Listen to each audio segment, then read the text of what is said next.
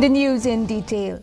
NPP spokesperson Shangpliang has hailed the decision of the National Testing Agency to exempt Meghalaya from CUET UG for this year.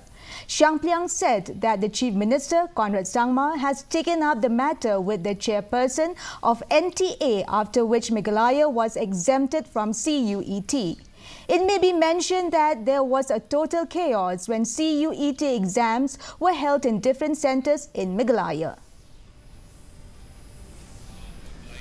Sincerely thank the Honourable Chief Minister and the Honourable Education Minister for helping in getting the exemptions for the CUET exams. I would like to inform all our student friends that the CUET exam have been exempted by the Government of India and by the UGC, and therefore it is a matter of delight and a matter of happiness, particularly for our student friends who are awaiting admissions in various colleges for their different courses.